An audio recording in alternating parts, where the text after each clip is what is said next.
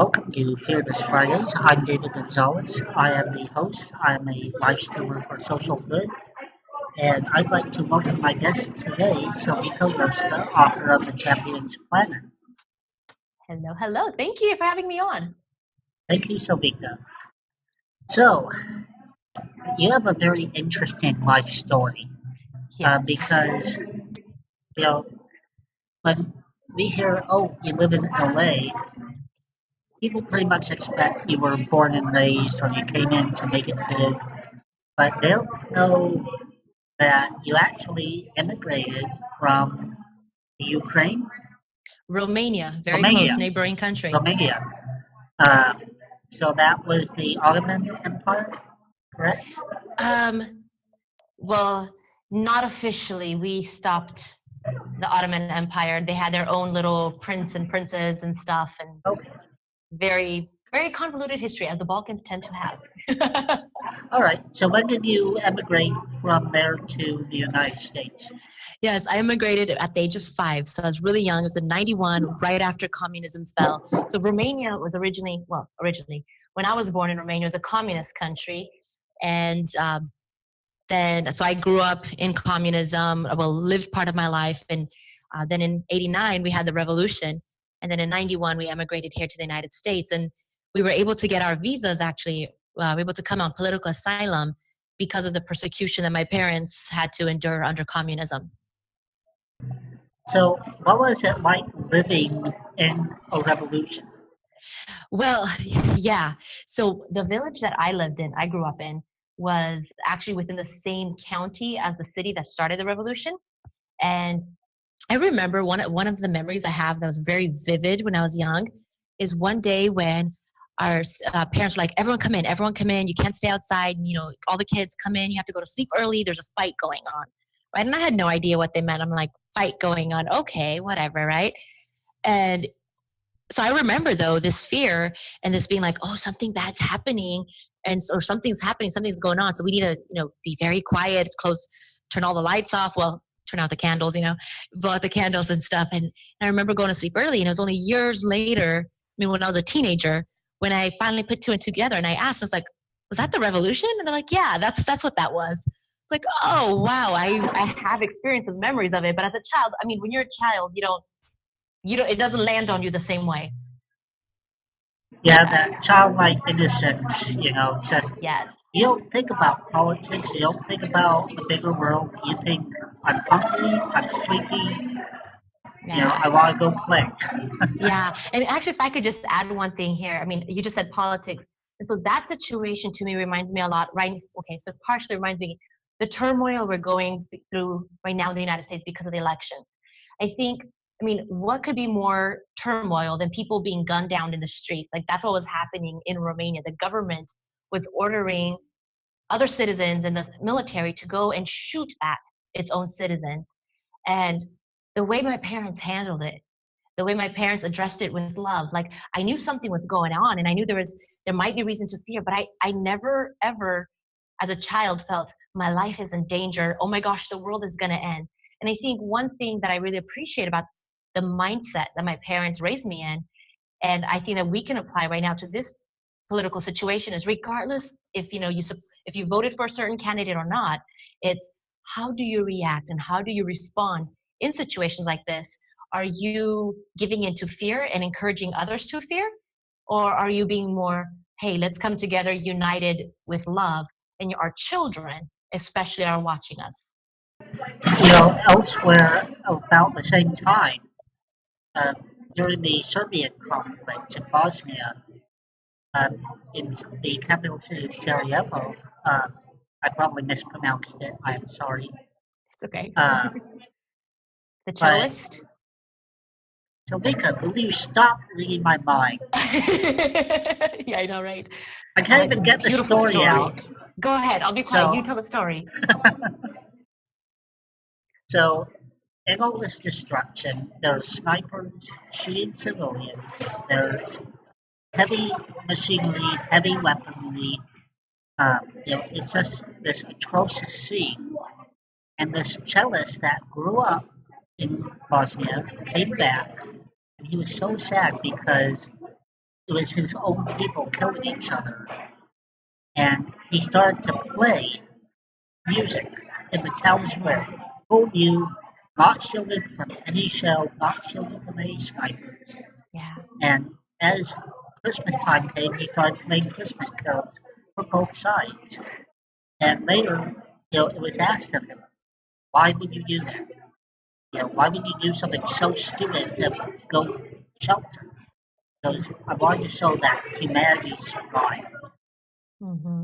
That in all that, we still wanted to survive beyond just what the hate was showing. Yeah. Go beyond the fear. I mean, and another aspect to that story, he was actually disobeying curfew when he did that. And so he did that at the risk of his own life, disobeying orders. But he did it because he said, I'm going to be fearless. I'm going to live past the fear. I just had to throw Fearless Fridays in there somehow. Yeah, so how would the family seek asylum, during the Cold War? Okay, so for us, it was because my father got thrown into prison, in a communist prison for a while, and then also because he was fined repeatedly for things like such as owning a Christian hymn book or singing a Christian song. And so then what would happen is we had some family here in the United States that they sent a petition to the U.S. Embassy and documented, hey, look, this is what they've had to, this has happened to them, this is the reason why it's happened. And so then the U.S. granted us political asylum, and so that's how we came. And yeah. And how long did it take for you guys to gain citizenship? Ooh, let's see. So we moved in 91.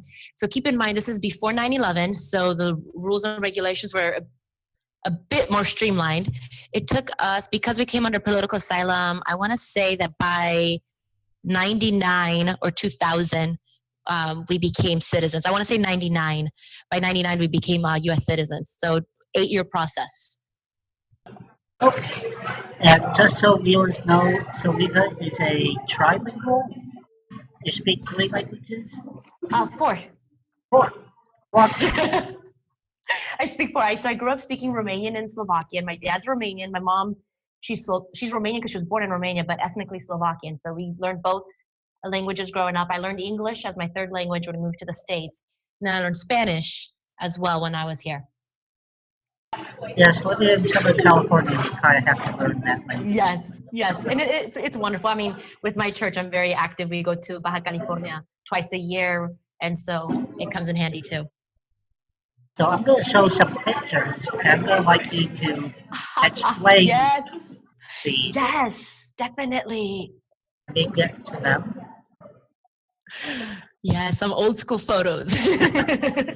I'm glad that we were. So in Romania, cameras. Okay, so by the way, I just want to give, while you're getting the pictures ready, I'm going to give a quick story. The village where I was born, to this day, only 2 houses have a flushing toilet. All of the other houses still have outlets, and it's 2016. So keep that in mind. And so when you see some of these pictures, cameras were very rare, especially in communism. And so the only pictures we had is when we'd have guests coming and they would take pictures of us. All right, I'm going to mute my mic to get rid of the noise, but here come the photos.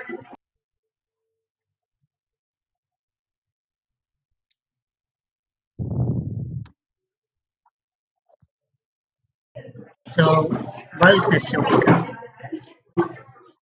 All right. Let me know which picture you're showing and I'll explain it. Oh, it's the coat of arms. Sorry. The Rosca coat of arms. Yes. Our family has a coat of arms. I did not know that. I discovered that later on in life. One of my uncles did just whole bunch of research and background stuff, and he found that we had a coat of arms. So I just threw that in there because I was like, wow, that is so cool. I didn't know. But yeah. And we had a photo of these images are going really fast. Okay. So one of them go ahead. one of them is like a whole bunch of people on a couch with like a rug in the background or something. That right there is a picture, and that little baby in the picture is me. So I'm from a very large family, by the way. There are technically 12 kids in our family. The second child died though, so there are only 11 children alive. And so of the living children, I'm number 8. And so that picture right there has all my siblings, my parents, my grandfather, and little baby me in his lap. And that picture, that couch where we took that picture, it's a convertible couch. We lived here in the United States, it'd be considered a 1-bedroom house. And so we had the first 1 bedroom was, but Romanians, and so in Europe it's called a 2-room house. So one room was bedroom, living room, dining room, all of the above. And then the other room was another spare bedroom. So that's where you guys see our family. Just, modest means that's how we came. And then another picture I think is of me leaning out of a window. It's like 4 people and there's a window, right? Did I send that one to you? No, you didn't. I have one of you on the On the truck of a cars. car and one on a bunch of wooden spikes. Yes. Okay. So I know now why I selected those pictures, because for me, family is so important. Everything that we've done together as a family, my parents, everything that they went through to, in Romania to bring us here. When we moved to the United States, I mean, my parents were 40. They moved halfway across the world to a country where they didn't know the language with 9 children. And literally all we had were the clothes on our back and a suitcase each. That's all we had. And we moved here, no guaranteed job, like no nothing. Just a support network of family members here, and work together to make things happen. And so the picture on the cars is of me with one of my sisters and then some of my cousins. It's thing in the 90s, and for all of us who were like kids in the 90s, you guys, I don't know if it was for you guys too. It was like get all the kids to dress alike and to look alike and to wear matching outfits and everything. So that was one of the many matching outfits. And then the other picture I sent, the one with me on the logs, I'm very adventurous. I guess I picked it up from my parents. We went on the adventure of a lifetime when I was just 5, and I love being adventurous. And so that one was from Australia and going to a treetop adventure place where, you have a harness, but you're basically climbing ropes, hopping over logs, like monkey bars, but on ropes and tree branches and zip lining and all of that stuff. It's so super cool. It requires overcoming some fears and dealing with it, especially if you have fear of heights. But it's fun. It's me. It's what I love to do. So, Silvika, you have a fear of heights? No, I don't. Okay, Not anymore. Not anymore. Not anymore. But like if I'm on a really, really high place and I'm looking, this is the funny part. I went skydiving. No, absolutely no fear of height. Like no butterflies in my stomach, no nothing. But if I'm on a cliff and I look down, then yes. And I think it's because I don't feel that safety net. Whereas when you're skydiving, there's a rope, there's a parachute, whatever. Like the chances of a parachute not opening are so slim, whereas the chances of slipping off a cliff are a bit higher. I think that's what my brain reasons, So, Silvika, Yes. you emigrate, you do all this fantastic stuff. Now, how do you get from high school graduate to author of the planner Champions and all Planner. this? Yes. Well, so my parents' version of the American dream was you're going to come to the United States so our kids can go to college and get a job. And so I graduated valedictorian, top of my class in high school, got a full ride scholarship. And so I went ahead and I was like, okay, what am I good at? And what is the most practical thing to major in so I can get a job once I'm out of college? Like I totally went the practical route. And so I double majored in finance and economics. And while I was in school, I'm the kind of person the reason why I said Champions Planner and I have the Champions Corner is because I literally push myself as far as I can to be the best I can be because I recognize the opportunities I have here. Once again, you guys, the village where I'm from, only 2 houses have flushing toilets in 2016. It's mind blowing. And so because of that, I see the people who were born there too and who live there, and I see the opportunities I have. So I just take advantage and jump on every opportunity I can get. So I pushed myself to be champion status even in college, and it got recognized, and I got an internship for a Fortune 100 company. And I was interning. I interned with them for 2 years, but even a year before school, I graduated college. They're like, "We're gonna hire you, just so you know. Don't even look at other companies. We're gonna hire you. We want you." And so I got hired. In 2008 when the Great Recession hit, I had a guaranteed job. I had a great paying job. with benefits, etc., close to home. And so then, I excelled in the workforce. When I hired in, I was the only female in my group, and I was the only person under the age of 50 as well in my group. And so, lots of obstacles to overcome. It's like a big boys club. But the thing is, because my mind was always set on I can achieve whatever I want to, it was easy and I succeeded. And so while I was there, I naturally started coaching people and counseling people, working on team dynamics, leadership, etc. I was like the recognized leader without having the official title of a leader. And then in 2012, at work, 2012 was a tough year. We had from like August 2012 to like July 2013, we had 2 rounds of layoffs, I mean, 3 corporate reorganizations and restructures. And at that time, I was also placed in a new position and I had no support. So through all these changes, each time we had a new change, my job changed basically. And so I remember that's when I really, really delved deep into said, okay, well, why am I able to adapt? Because through all those changes, I hit some rough patches. But what I realized is, I became the most senior member of my team. There was 100% turnover in the team. I cycled through 4 managers in, just 12 months, and then trained my new manager on the job. And I was like, well, why was I able to do this? Why are people coming to me? And that's when I realized that I just had this natural gift of coaching people and helping people push themselves past their limits. And so I was, looking around trying to figure out, okay, well, what do I do? How do I do it? And then Periscope opened up and I was like, oh, this is my opportunity to test it out. So I jumped onto Periscope, started coaching people live. And then once I started getting, you guys, I'd be getting messages from South Africa, people saying, hey, we played your videos at our entrepreneurs club. And then we discuss your videos, this encourages us. I get messages from women in Kenya who has a Women's Empowerment Leadership Academy telling me, that she follows my stuff. I get messages from people who need to connect me with that, Belle. Yeah, yes. And then I got messages from people from Australia who's like, hey, I just got promoted into managerial position. I'm the only female here. And I listen to your videos because they encourage me. They help me perform my job better or be a better manager. And then I'd get other stuff like someone saying I was a trucker for so many years. And for the longest time, I've been wanting to have an office job. And you know what? I applied your stuff and I got it. I now have an office job and I no longer have to travel. I can be with my family. And so when I realized that, I was like, okay, that's it. I got to do this full time. It's so much more enjoyable. And seeing the impact it has on people's lives, definitely better. I love it. So that's how I started. So how did you end up meeting me?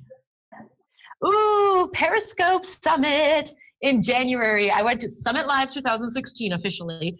And I remember I was sitting at a table and you stopped by and I don't even know what was on the table, but you struck up a conversation. It was me and some of the Parapreneurs guys there. We just started talking. And I'm seriously, with Periscope, it just felt like family with everybody because, people were there with this just genuine interest of wanting to know people. And I'm such a people person.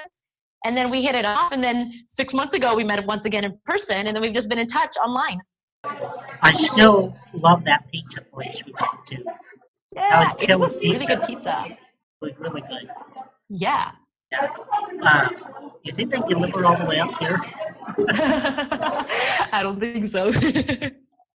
So, I feel very privileged that I've had the opportunity to get to know you. The fact that I got to see this transition in your life, because for the people that don't know, I saw your videos on Periscope. So I saw the whole transition away from the Fortune 100 company. So right now, there's a lot of people that are very confused, hurt, angry, scared. And, one of the things that you really like to talk about the American dream. So I was wondering if you could provide any insight into the opportunities that still reside within our country. Oh my gosh, yes. You guys, okay, get this. Okay. In Romania, they have a lottery, just like we have here. The winners of the lottery, do you know what they get? They get a visa to move to the United States. That right there should tell you. Winning the lotto in other countries means they get to move to the United States, you guys. There are opportunities around us all the time, like literally all the time. The only reason we don't see them is because of what we focus on. There's this such truth, you guys, to what you focus on grows and what you ignore starves. So if you are focusing on, oh, this country is going, down, oh, there are no opportunities, or this, you know what happens? Your brain starts looking for ways to prove that you are right. And that's what you will see. Your brain will even ignore facts. It's a proven thing. Your brain will ignore facts just so that it can correlate your reality to your thoughts. Now, if you start saying there are opportunities, guess what? You're going to start seeing opportunities. Look at Facebook. How many times did people say, not a dream, there's nothing there, no opportunity there? And Mark Zuckerberg said, there is. And keep in mind, so Jeff Hoffman, I got to meet the co-founder of Priceline.com and got to talk with him. And he talked about how growing up, even within America, when he was 10, he had his first picture of a Ferrari. And you know what happened? His mom says, why do you have that picture? You'll never get a Ferrari. People like us who grow up in the town we do, they never get Ferraris. That's not for us. When he would go to college, when he would go to school and college, people said, keep your head down, just work. You'll never travel the world. You're never going to be a millionaire. That's not for people like us. People like, and yes?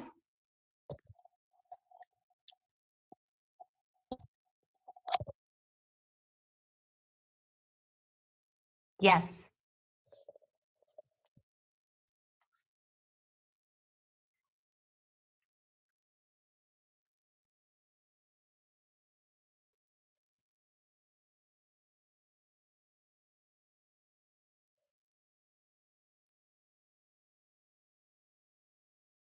Mm-hmm.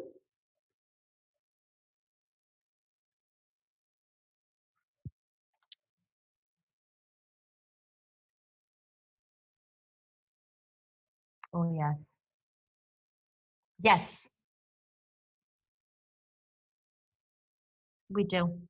We do. And I think that's why America has opportunities, because more so than in any other countries, you have pockets of people here who believe that opportunity still exists. You can get linked into groups of people who believe in that.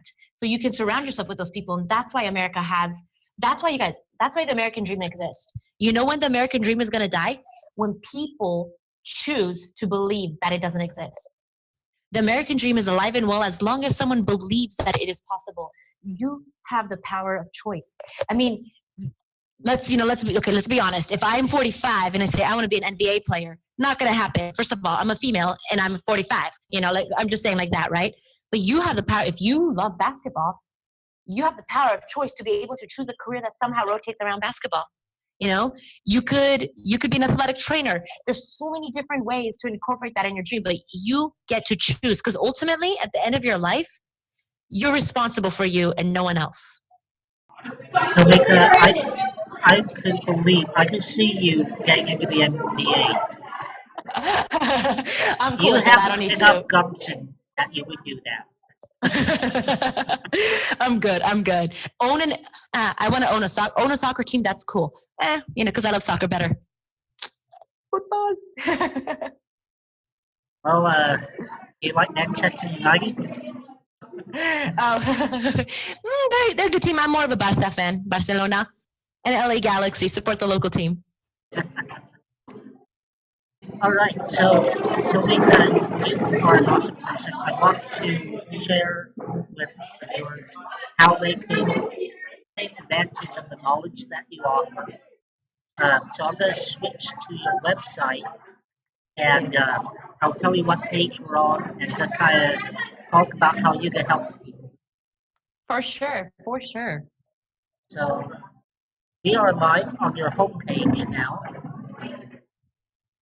and we got this quote: "Our biggest fear is not that we are inadequate.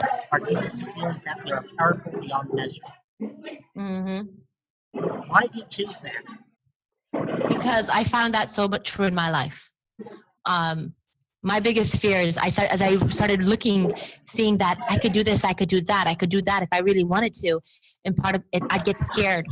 I'd get scared because I was like, well, if I do that, what will people say? What will people think? What will people still see me as the same Silvika? Will they still regard me as their friend? You know, and so many people choose not to step into their power because they're afraid of power. Because we've just grown up thinking power is bad, power corrupts. It doesn't corrupt. Power just magnifies whatever's in you already. So we're looking at some testimonials here. Yes. I see a familiar name, Greg Walker. I met Greg Walker. He's going to be a guest on my show. Greg Walker's amazing. For those of you guys who don't know, he literally is your rags to riches story. Started off child of drug addicts. His father killed his mother in front of him, grew up in the system, and now is a multimillionaire, owns over 50 Subway chains. This guy is amazing. See, opportunity. The American dream exists, even to people born in America. There you go. Yeah. And actually, one of the other quotes there is from Parviz Firuzgar. He's a multimillionaire as well. He's one of my first multimillionaire mentors, actually. I mean, he owns a gold mine right now. But he's really, really amazing as well. He's written a lot of books. So for any entrepreneurs out there, definitely purchase his books. They're very insightful.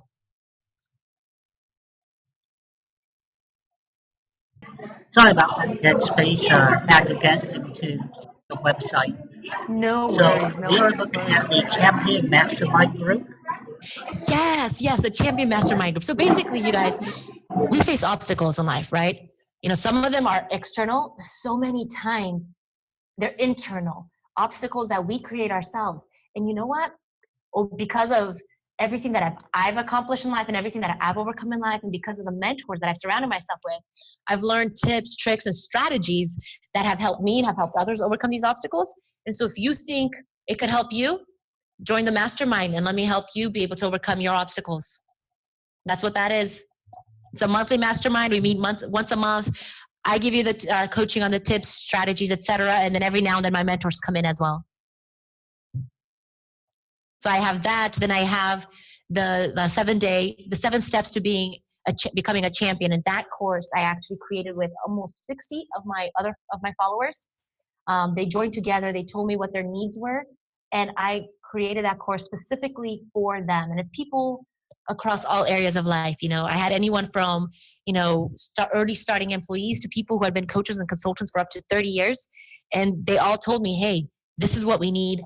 This has helped me. This is how it's helped me. And so that's available online as well. It's an online course.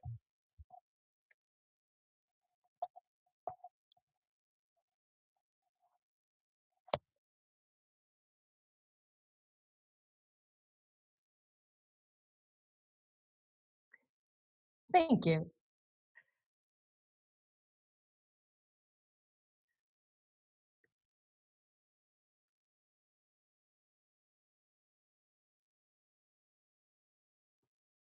Thanks.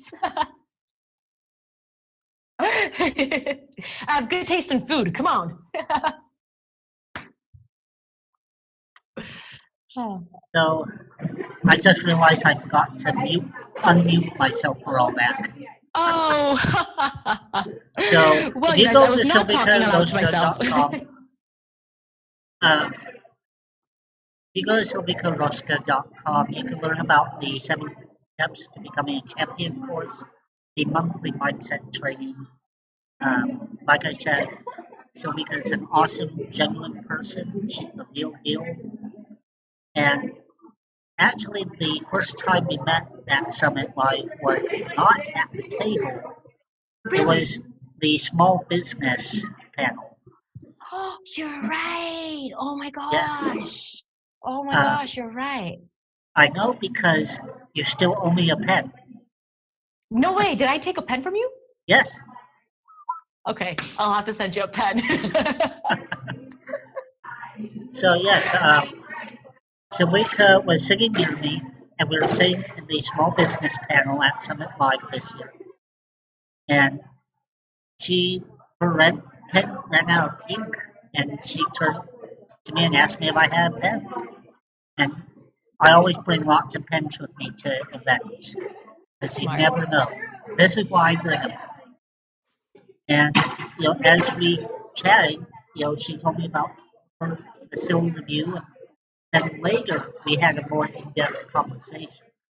Mm-hmm. Yes, yes, you're right. You are right.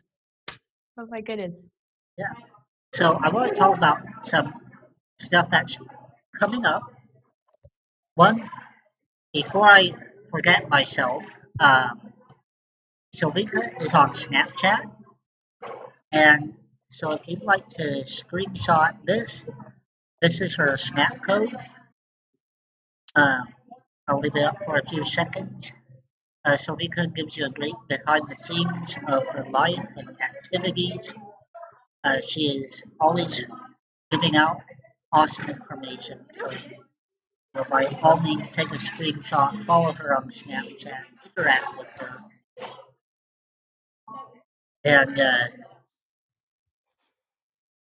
yeah, so next week I am having Jennifer Fletcher, big sister to violinist Lindsey Sterling, but she's also a firefighter, the first woman to graduate top of her class, outgoing all other male counterparts. I am also accepting sponsors if you'd like to see a product featured on this show. And I'm also on Patreon if you'd like to support the show directly. So, Salika, thank you so much. Stick around for a couple of minutes, and I want to thank everyone for coming into this broadcast. You guys mean a lot to me. I hope this is inspirational. Thank you very much. Have an awesome, awesome day. Thank you. Goodbye. Okay,